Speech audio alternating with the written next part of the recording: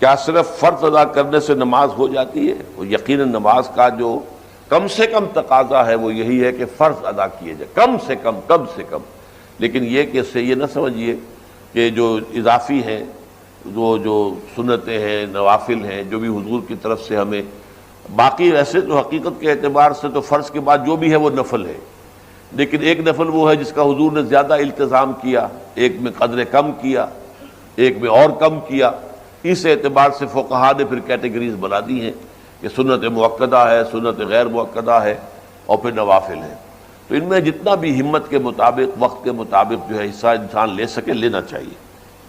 امام شافعی کا ایک انتہا پر ہے، ہر صورت میں سری ہو یا جہری ہو آپ کو پڑھنی ہی پڑھنی ہے.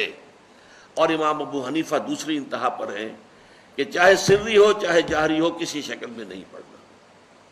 امام مالک کا مسلک ہے درمیان میں، اور میں اس میں کوئی جھجک محسوس نہیں کرتا کہ میں آپ کے سامنے عرض کر دوں کہ میں اس پر عمل پیرا ہوں.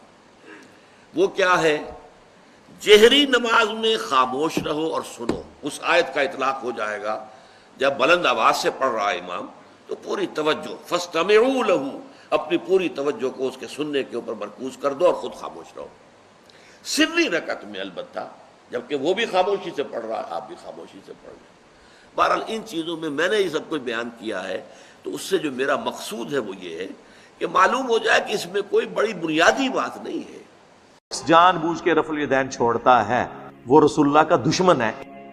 تو اس میں یہ ہے کہ نماز کی بعض چیزیں ایسی ہیں کہ جن میں معلوم ہوتا ہے کہ حضور کچھ اس میں رد و بدل کرتے رہے. کبھی آپ نے ہاتھ بالکل کھلے چھوڑ کر بھی نماز پڑھی ہے، کبھی آپ نے ہاتھ نیچے باندھے ہیں، کبھی اوپر باندھے ہیں. اسی طریقے سے رفع یدین کبھی ایسا بھی ہوا ہے کہ آپ نے وہ کی ہے جیسے کہ اہل حدیث حضرات کرتے ہیں، اور جیسے کہ یہ شیعہ کرتے ہیں وہ اس سے بھی زیادہ کرتے ہیں رفع یدین. اہل حدیث سے آگے ہیں، وہ بہت آگے ہیں رفع یدین کے اندر. اور ایک رائے یہ ہے کہ حضور نے آخری زمانے میں آ کر سارے رفع یدین چھوڑ دیے تھے سوائے یہی جو تکبیر تحریمہ کے وقت ہے. وہابی کون لوگ ہیں؟ وہابی اور ایک عام مسلمان میں کیا فرق ہے؟ دیکھیے، وہابی کا لفظ بطور گالی استعمال کیا جاتا ہے، جیسے جماعت اسلامی کے لوگوں کو لوگ مودودیہ کہہ دیتے ہیں. تو اول تو یہ لفظ کسی شکل میں بھی زبان پہ نہیں لانا چاہیے، کبھی استعارتاً کسی شخص کو معین کر کے نہیں کہنا چاہیے کہ وہ وہابی ہے. یہ وہ یعنی توہین ہے جس سے کہ اللہ تعالیٰ نے روکا ہے. لیکن وہ کون لوگ ہیں جنہیں وہابی کہا جاتا ہے؟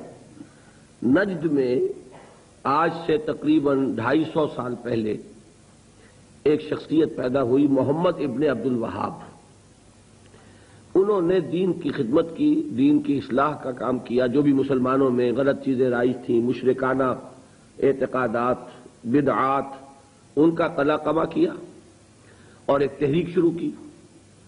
اس کا پھر معاہدہ ہو گیا آل سعود کے ساتھ کہ آل سعود ایک ابھرتا ہوا قبیلہ تھا یہ. تو ان دونوں کا معاہدہ یہ ہو گیا کہ ہم مل جل کر کام کرتے ہیں، اگر حکومت کو ہم قائم کر لیں تو اس کی حکومت، اس کا انتظام جو ہے دنیاوی وہ آل سعود کے پاس رہے گا، اور اس کے دینی معاملات جو ہیں وہ آل شیخ کہلاتے ہیں، وہ اب شیخ محمد بن عبد الوہاب کے خاندان کے پاس. اس طرح یہ سعودی ڈائنیسٹی شروع ہوئی. پہلے نجد میں حکومت بنی، پھر انہوں نے حجاز کو بھی فتح کر لیا تو حرمین شریفین بھی انہی کے زیر انتظام آ گئے.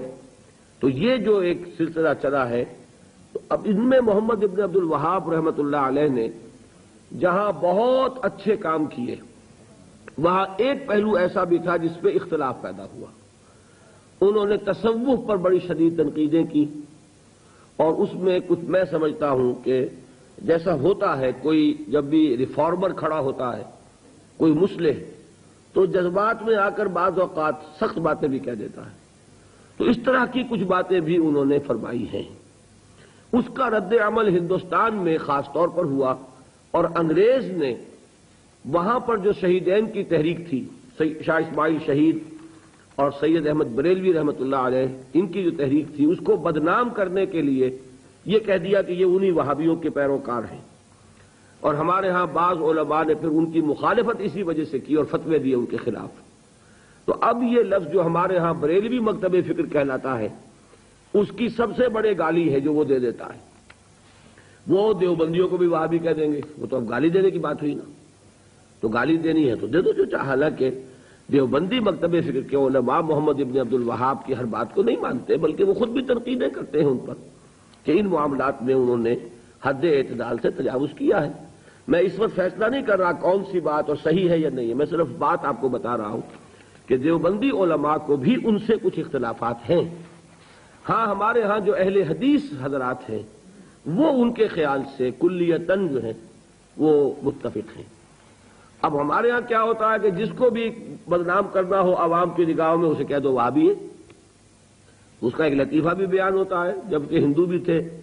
اور ہمارے پاکستان میں کہتے ہیں کہ ایک جگہ پر کوئی بنیا تھا، وہ مولوی صاحب جو تھے وہ اس سے سودا لیتے رہتے تھے قرض پر۔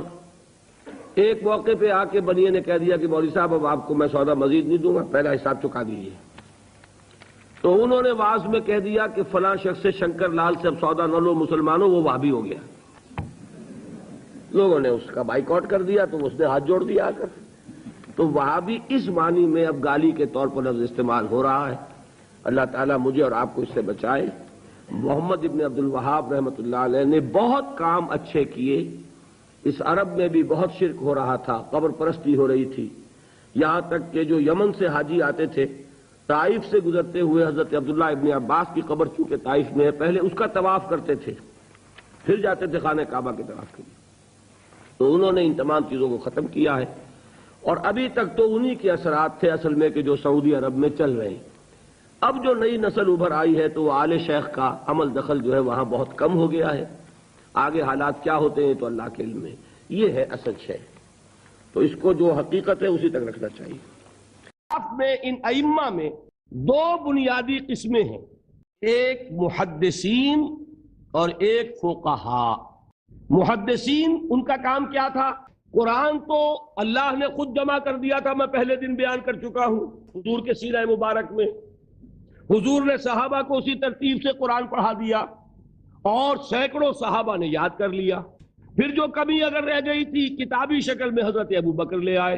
پھر اگر اس میں کوئی فرق پڑ رہا تھا پڑھنے کے انداز میں تو ایک کتابت کے اوپر جمع کر دیا حضرت عثمان نے۔ بات ختم ہو گئی۔ خلافت راشدہ میں قرآن کا معاملہ تو محفوظیت کی آخری درجے کو پہنچ گیا۔ اب اصل مرحلہ کیا تھا؟ حضور کے اقوال مبارک کو جمع کرنا۔ صحابہ ہیں منتشر ہو گئے ہیں، کوئی صحابی کوفے چلے گئے، کوئی صحابی دمشق چلے گئے، کوئی کہیں چلے گئے، کوئی کہیں چلے گئے۔ اب ان سب کے پاس، کسی کے پاس اتنی احادیث، کسی کے پاس اتنی احادیث، ان کو جمع کرنے کا کام، پھر چھان پھٹک کرنے کا کام